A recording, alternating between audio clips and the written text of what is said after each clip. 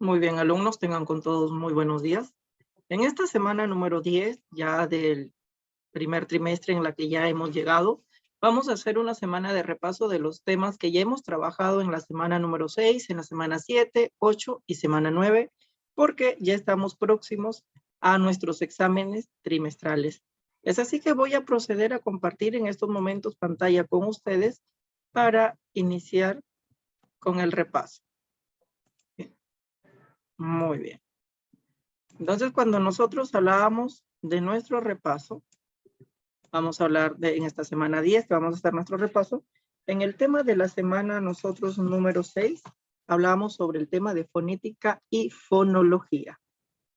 Hay que recordar que la fonética estudia los aspectos físicos de la producción de los sonidos, tales como la intensidad, el tono, el timbre y también los fisiológicos. Es decir, cuando hablamos de fonética, vamos a decir que es la ciencia de la gramática que estudia el sonido físico, ¿cierto? Concreto, real, que nosotros lo podemos percibir. Y su unidad o objeto de estudio de la fonética es el fono, ya que el fono es el sonido emitido en el acto hablable, es decir, ese sonido articulado del que hablamos en el fono. Luego hablamos de la fonología, que la fonología, a partir de la descripción fonética, los rasgos de los fonemas en la medida en que sirven para distinguir a un signo del otro. Esto es lo que hace la fonología. Y por lo tanto, la fonología va a estudiar el sonido ideal, mental o abstracto, y su objeto de estudio de la fonología, pues viene a ser lo que es fonema. ¿Y qué es el fonema? Es un sonido ideal o mental, ¿cierto? Es el sonido o el rasgo distintivo que nos permite reconocer a un sonido del otro. Hablábamos también, entonces aquí, de los 24 fonemas que tenemos en nuestro idioma, que se dividen en los 5 fonemas vocálicos y 19 consonánticos. Cuando hablamos nosotros de los fonemas vocálicos, pues vamos a hablar de la articulación de las vocales y también de las características que tiene cada una de ellas. La característica principal de las vocales es que son independientes. Es decir, para nosotros poderlas percibir, no necesitan apoyarse de ninguna otra vocal, ni mucho menos de un fonema consonántico. Es por ello que decimos de que son independientes. Y de acuerdo a la posición que adopta nuestra lengua dentro de la cavidad vocal, al momento de articularlas, pues se van a dividir en vocales medias, altas, bajas, anteriores y posteriores. Y la central o media. Por eso aquí observamos de que la vocal A es una vocal media, baja, ¿cierto? O máxima por la abertura de la cavidad vocal. Cuando decimos A, automáticamente se abre toda nuestra boca y se pega hacia la parte subinferior de nuestra cavidad vocal y en el centro. Mientras que la vocal E es media porque la abertura de la boca ya no es tan amplia como en la pronunciación de la vocal A y se centra en el centro de nuestra lengua, adopta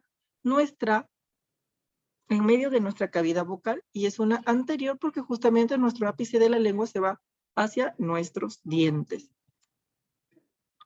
Y la vocal O pues es una posterior porque también está sobre la mitad de nuestra cavidad vocal, pero ahora ya no se va hacia nuestro diente, sino que ahora se contrae hacia casi la altura del velo del paladar. Observamos de que la I es una anterior alta o mínima porque nuestros labios, ¿cierto? Ya no son tan abiertos, sino ya se van cerrando cada vez más. Y a la vez es una anterior porque nuestra lengua ahora se va hacia la parte de nuestros incisivos superiores. Mientras que la U es una posterior porque también está a la misma altura, se va hacia la parte de arriba, pero se contrae hacia casi por debajo del velo del paladar. Entonces tenemos una posterior. Mientras que los fonemas consonánticos, la característica principal de ellos es de que son fonemas dependientes. Porque para nosotros poderlos percibir o escuchar a estos fonemas consonánticos, siempre van a necesitar de un fonema vocálico para poderlos nosotros percibir. Porque si es de que no los acompaña ningún fonema vocálico, de ninguna manera nosotros los podríamos percibir. Eso es lo que hemos visto nosotros en cuanto al tema de la semana número 6, en fonética y fonología. En la semana número 7 hablábamos de lo que es los fenómenos fonéticos. Cuando nosotros hablábamos de los fenómenos fonéticos, pues justamente hablamos de estas anomalías que tenemos al momento de articular las palabras.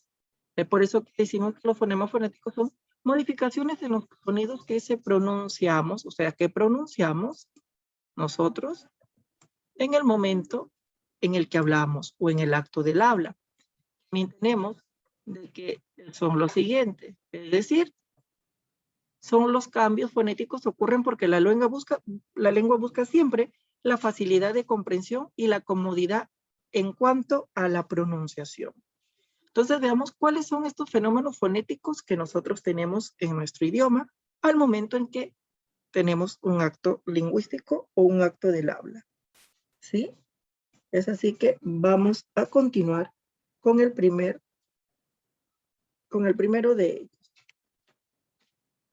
como lo es la féresis. ¿Qué es la féresis? Pues la féresis consiste en la pérdida de la consonante o de la vocal al comienzo de la sílaba. ¿Sí? Al comienzo de la sílaba, como observamos ahí. Veamos los ejemplos en la palabra mamá. Nosotros le quitamos el primer sonido de la primera palabra. En mamá y en papá nos queda amá y apá. Luego tenemos el apócope. El apócope consiste en la pérdida de la consonante de la vocal al final de la palabra. Es decir, ya no es al inicio, ya no es al inicio, al principio, sino ahora es al final. Por ejemplo, tenemos en la palabra santo, de santo decimos san, de bueno decimos buen. Esto lo que ha pasado es que le hemos quitado el último sonido de la sílaba, el último sonido de la sílaba. Muy bien, continuamos. Ahora con el siguiente fenómeno fonético fonológico, que es la epéntesis. ¿Y qué es una epéntesis? Pues la epéntesis consiste en la adición de un sonido en el medio de la palabra. Por ejemplo, tenemos la palabra aeropuerto, que es lo correcto, pero hay muchos que dicen aeropuerto, ¿cierto? Le están aumentando en este caso el sonido de la E en el interior de la palabra. Tenemos el ejemplo de la palabra ciruela y hay algunos que dicen ciruela. Le estamos aumentando el sonido de la G en el interior de la palabra. Luego tenemos lo que es la metátesis, que consiste en el cambio del lugar de los sonidos dentro de la palabra, atraídos o repelidos por otros. Ejemplo, tenemos en vereda, vamos a hacer una metátesis, un intercambio de los mismos fonemas dentro de la misma palabra y tenemos ahora la palabra vedera, que es incorrecto. Lo correcto es polvareda y también se da una metátesis y hay algunas personas que en lugar de decir polvareda, que es lo correcto, dicen lo siguiente, polvadera, como pueden observar ahí en estos momentos en pantalla. Luego tenemos lo que es la paragoge. La paragoge consiste en la adición de un sonido al final de la palabra. Ejemplo, nadie, y algunos dicen nadie. Llegaste, algunos dicen llegaste. Ahí tenemos la paragoge, que es el fenómeno fonético que más usamos nosotros los piuranos. Fuiste, ¿cierto? Fuiste. Ahí estamos viendo otro ejemplo de paragoge, como pueden observar ustedes en estos momentos. Luego tenemos la prótesis, que la prótesis consiste en la adición de un sonido al principio de la palabra. Hablamos de, por ejemplo, la palabra correcta es entre, pero muchos dicen entre. La palabra correcta es aborto y unos dicen alborto. Entonces ahí tenemos ejemplos de prótesis. Luego tenemos lo que es la síncopa. La síncopa consiste en la pérdida de una consonante de una vocal en el interior de la sílaba. Veamos. Eucalipto, que es lo correcto. Algunos dicen eucalipto. Cuñado, cuñado. Pescado, pescado, como pueden observar ahí. Eso es lo que vimos en la semana nosotros número 7. En la semana número 8 hablábamos de lo que es la sílaba. Y como ya sabemos, la sílaba es una unidad fónica inmediata superior al fonema. Decíamos que es la combinación mínima y autónoma de los fonemas, y también que es un sonido o grupo de sonidos que pueden ser pronunciados en una sola emisión de voz. Entonces, dentro de la estructura de la sílaba, de su estructura interna de la sílaba, tenemos a la cima. Se va a representar con el símbolo CI. ¿Y qué es la cima? Pues el elemento vocálico de la sílaba recibe el nombre de la cima, es decir, la vocal que constituye una sílaba, a ese se le va a conocer con el nombre de cima. Y tenemos clases de cima, una cima simple, es aquella sílaba que está compuesta por una sola vocal, y una cima compuesta, la que está formada por un grupo de 2 o 3 vocales, es decir, cuando se da un dictongo o un triptongo, vamos a decir que tenemos una cima compuesta. Vamos a decir entonces que cuando tengamos una cima compuesta donde haya 2 vocales, vamos a tener que reconocer cuál es el núcleo de esa sílaba, porque no puede ser ambas vocales. Entonces vemos que la vocal de mayor perceptibilidad se le denomina núcleo o vocal silábica, mientras que la vocal o las 2 vocales no silábicas se llaman satélites o marginales. Eso es en cuanto a la vocal, cómo se recibe el nombre de cima. Porque la cabeza va a representar con el símbolo CA, viene a ser la consonante o grupo de consonantes que precede a la cima, se denomina cabeza o ataque, es decir, a esa consonante que está antes de la vocal, ¿cierto? De la vocal se le va a conocer con el nombre, ya, con el nombre de cabeza, con el nombre de cabeza. Luego tenemos la coda, que la coda se va a representar con el símbolo CO, y la consonante, el grupo de consonantes que siguen a la cima se denomina coda, es decir, después de la cima, esa consonante que tenga en algunas sílabas, se le va a conocer como coda. Cuando la sílaba tiene coda, decimos que es cerrada, trabada, porque no todas las sílabas tienen una consonante después de la vocal, es decir, de la cima. Cuando no existe coda, pues decimos de que la sílaba es abierta, decimos. Veamos ejemplos en la palabra cartón. Observo de que ambas sílabas terminan en consonante, por lo tanto decimos de que tiene cabeza, que es la C, en la primera sílaba, la A, que es la cima, y la R, que sería una coda. Entonces, lo representamos simbólicamente, sería cásico, ¿cierto? Cabeza, cima y coda. Y como la segunda sílaba, que es ton, también tiene la misma estructura, pues vamos a decir que también tiene estructura silábica o simbológica cásico. Entonces vemos de que ambas sílabas terminan en consonante, entonces decimos de que las sílabas son cerradas.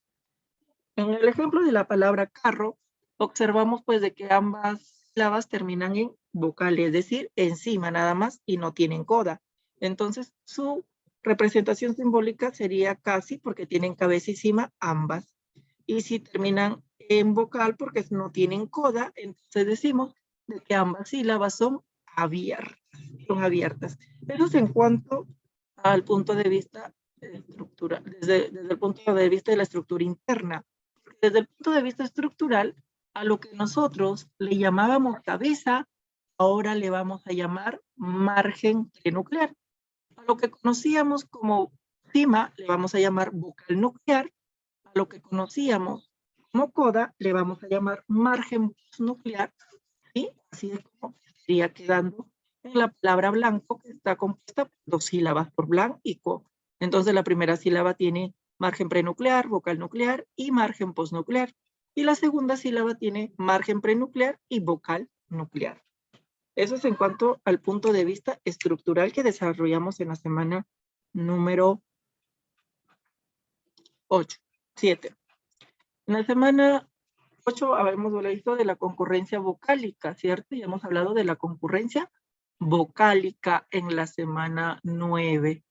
En la semana 9, concurrencia vocálica. ¿Qué es una concurrencia vocálica? Se le denomina a la sucesión de vocales que se da particularmente en lengua española. Pues aquí tenemos al diptongo, que es la unión de 2 vocales. Si es una vocal cerrada más abierta, le vamos a decir que es un diptongo creciente.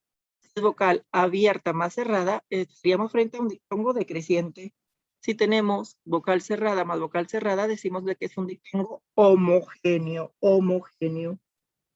Ahora, tenemos al hiato, que es la separación de vocales en diferentes sílabas. Yo tengo a vocal abierto más vocal abierta, le vamos a llamar que es un hiato simple o aformal. Pero si yo tengo a una vocal cerrada que está tildada acompañada de una vocal abierta, se le va a conocer como un hiato acentual o como un adictongo. Y por último, tenemos la unión de tres vocales, es trictongo, ¿cierto? El trictongo justamente se da con una sola fórmula de vocal cerrada más vocal abierta más vocal cerrada. Y esto es lo que hemos visto nosotros en las semanas 6, 7, 8 y 9. Es así que hasta aquí va a venir en nuestro examen trimestral, ¿sí?